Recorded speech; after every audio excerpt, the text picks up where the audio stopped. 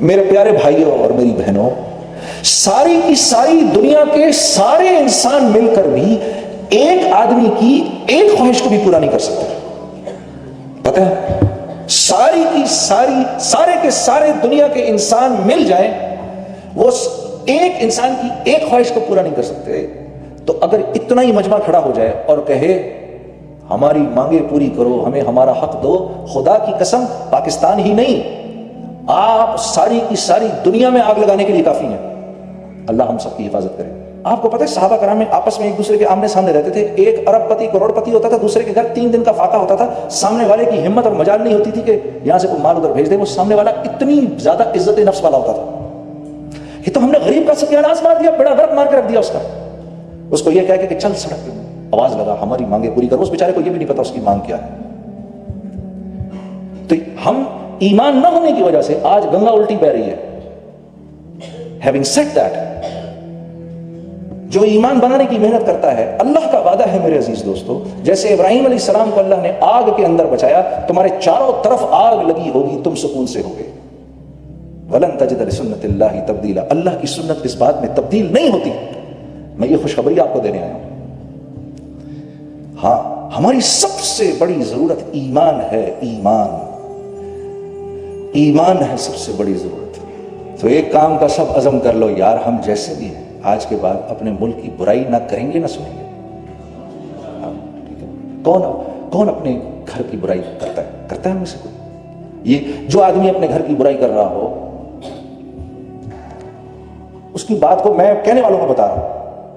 جو شوہر اپنی بیوی کی برائی کر رہا ہو یا جو بیوی اپنے شوہر کی برائی کر رہی ہو، میں بھی آپ کو بتا دیتا ہوں، ان دونوں کی باتوں کو کوئی سیریس نہیں لیتا. ہاں، بلکہ اللہ رب العزت ان برائی کرنے والوں کی نفرت ڈالتے ہیں ان کے دلوں میں جن کو یہ برائی سنائی جا رہی ہوتی ہے. جی ہاں، یہ ہمارے ایمان کا حصہ ہے. ایمان کی جو 70 شکیں ہیں نا، اس میں سے ایک شک اپنے ملک سے محبت کرنا ہے، کہ اپنے ملک سے محبت کی جائے. تو میرے عزیز دوستو، میں آپ لوگوں سے یہ توقع رکھتا ہوں. یہ میری زندگی، میرے پاس کوئی عالمانہ باتیں تو ہیں نہیں، میرے پاس یہ زندگی کے کچھ تجربے ہیں جو میں آپ کے پاس لے کر آیا ہوں. ہاں، آپ ریپرزینٹ کرتے ہیں پاکستان کو بھی اور اسلام کو بھی. ہاں، اور ایک بات یاد رکھو، یا ایھا الناس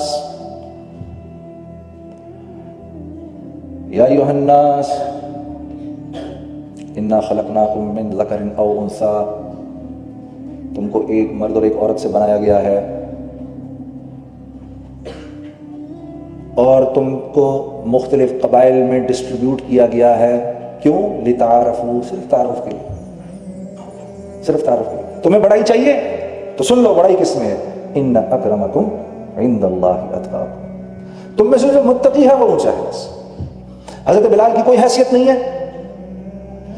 غلام کے بیٹے، دادا بھی غلام اور دادا بھی غلام، دادی بھی غلام، باپ بھی غلام، ماں بھی غلام، لیکن نسبت جوڑی محمد صلی اللہ علیہ وسلم سے تو جو قدم زمین پر اٹھا رہے ہیں اللہ کے نبی کو، ان کی آواز عرش پہ آ رہی ہے. ہاں، اور وہ دیکھو ابو لہب، چچا ہے اللہ کے نبی کا چچا.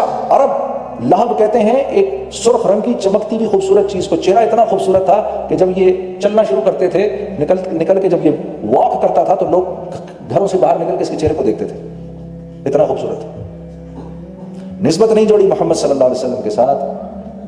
دنیا ہی میں مرنے سے پہلے اللہ نے اس کو ذلت کا ایک معیار بنا دیا. آپ سمجھے؟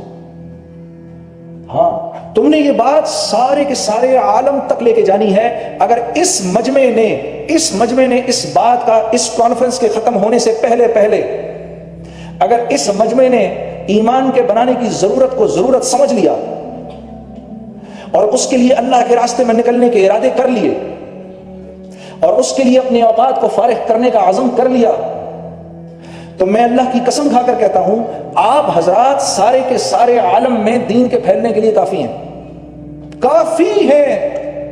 وہ ایک مصعب بن عمیر ہی تو تھے، 17 سالہ نوجوان. مجھے کوئی ایسا دوسرا نوجوان لا کے دو 17 سال کی عمر کا جس نے اپنی زندگی کی اتنی صحیح قیمت لگائی ہو جو مصعب بن عمیر نے لگائی. سارے کے سارے انصار، سارا کا سارا قبیلہ اوس، سارا کا سارا قبیلہ خزرج، یہ 2 قبیلے تھے انصار کے مدینے میں. اس 17 سال کے نوجوان کے ہاتھ پر مسلمان ہوئے میرے عزیز دوستو. پھر احد کی جنگ میں اللہ رب العزت نے ان کو شہادت کا مرتبہ دیا. جتنی بڑی جنت مل ملا کے ان انصار کو ملے گی اتنی ایک بڑی جنت اللہ کی طرف سے مصعب بن عمیر کو ملے گی. اب آپ بتاؤ کتنا بڑا، کتنا اللہ کی طرف سے اپنی زندگی کا بہترین سودا لگا کر چلے گا. یہ ایمان اتنی بڑی دولت ہے اللہ کے ہاں، اس کے بغیر کوئی عمل قابل قبول نہیں ہے، کوئی عمل قابل قبول نہیں ہے. اپنے آپ کو اس جملے سے بچا کے رکھو. خدا میں تمہیں کہہ رہا ہوں، نہیں تو اگر تم لوگوں نے ان باتوں کو مسلسل کیا عین ممکن ہے اس دنیا سے ایمان کے بغیر چلے جاؤ. اکثر یہ سننے کو ملتا ہے ہم سے تو وہ اچھے، ہائے ہائے ہائے ہم سے وہ اچھے. یہ آپ محمد صلی اللہ علیہ وسلم کے منہ پر کہہ سکتے ہیں؟ کچھ شرم نہیں آئی یہ بات سن کے ہی؟ آپ کا اندر کا پورا وجود نہیں ہلا اس جملے کو سن کے؟ ہم سے تو وہ غیر اچھے. کیسے اچھے؟ آپ کے تو دل میں کلمہ ہے، وہ تو منہ پہ انکار کر رہے ہیں اللہ اور اس کے رسول کا. یہ بات آپ کل کیسے کہیں گے محمد صلی اللہ علیہ وسلم کو؟ نہیں میرے دوستو، ایک مسلمان کی آپ صلی اللہ علیہ وسلم کعبے کو دیکھ کر فرما رہے ہیں اے کعبہ تیری حرمت کو سلام، تیری عظمت کو سلام، لیکن ایک مسلمان کی عزت اللہ کے ہاں تجھ سے بڑھ کر ہے. ایک روایت میں آتا ہے اللہ کے لیے یہ بات آسان ہے کہ 7 زمین اور 7 آسمانوں کو توڑ دے بجائے اس کے کہ ایک مسلمان کی عزت کی ہتک ہو. اب آپ مجھے بتاؤ، جس اللہ کے اس پر کلمہ لکھا ہو اور یہ نیچے گرا ہوا ہو، آپ اس کو اٹھائیں گے، صاف کریں گے، جیب میں ڈالیں گے، رکھے کسی اوپر جگہ پہ رکھ دیں گے. اس پرچے کی تو آپ کی نظر میں اتنی قیمت ہے، تو وہ مسلمان جس کے دل میں کلمہ ہے، میں دراصل اس کو تو کم سمجھوں، ان غیروں کو اونچا سمجھوں. شیطان نے ان کے پاس جا کر کرنا کیا ہے؟ وہ تو ان بیچاروں کو لے کے جا رہے ہیں، یہ تو ہمدردی کے لائق ہیں یہ بیچارے. ہاں میں قصوروار ہوں کہ میں ان کو وہ زندگی ہی نہیں دکھا رہا جس زندگی کو دیکھ کر یہ اسلام کی طرف آئے، بلکہ میں ان کے پاس جاتا ہوں، میں کہتا ہوں ارے سن، کس چیز کی تو پرواہ کرتا ہے؟ تو سیر کرے گا، میں 1.25 سیر کر کے دکھاؤں گا تجھے. تو سینے میں رکھ کے بھی اگر غیروں کی زندگی گزار رہا ہے، ہمارا اپنا ہے، وہ ہمارا اپنا بچہ ہے، ہمارا بھائی ہے، کیوں ہو گیا اس سے ایسے؟ ایمان کی کمی کی وجہ سے کرنا. وہ تو حافظ قرآن ہے، اب اس سے بڑا اور کیا لے کر آئے گا؟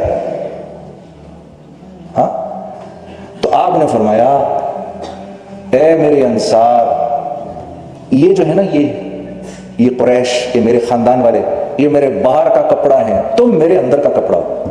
اندر کا کپڑا جسم سے چپکا ہوا ہوتا ہے اور دیر تک رہتا ہے، یہ میرے باہر کا کپڑا ہے. پھر آپ نے فرمایا کیا تم اس بات کو پسند نہیں کرتے کہ یہ لوگ تو اپنے گھروں کو بھیڑ بکریاں لے جائیں اور تم اپنے ساتھ اللہ کے نبی کو لے جاؤ؟ کیا تم اس بات کو پسند نہیں کرتے؟ تو یہ بات سن کے انصار کی چیخیں نکل گئی، وہ بھی روئے، آپ بھی روئے. پھر آپ نے آخری بات فرمائی، آپ نے فرمایا اے میرے انصار، اس رب کی قسم جس نے مجھے حق دے کر بھیجا ہے، اگر ساری کی ساری دنیا ایک وادی میں چلے گی اور تم دوسری وادی میں چلو گے تو محمد صلی اللہ علیہ وسلم اس وادی میں چلیں گے جس میں انصار چلتے. ہاں میرے دوستو، یہ ہمارا مزاج بنایا کہ تم لوگ دینے والے بن جاؤ. یہ ایمان کے بغیر کیسے ہوگا؟ اگر ہر ایک مانگنے والا بن جائے گا تو انتشار پھیل جائے گا، تو جھگڑا شروع ہو جائے گا. کیونکہ جو کچھ سنا گیا اللہ پاک اس پر عمل کرنے والا اور آگے لوگوں تک پہنچانے والا بنائے. مزید اصلاحی بیانات کے لیے ہمارا یوٹیوب چینل بیوٹیفل بیان JJ کو سبسکرائب کریں اور ویڈیو کو لائک کریں. جزاک اللہ خیر.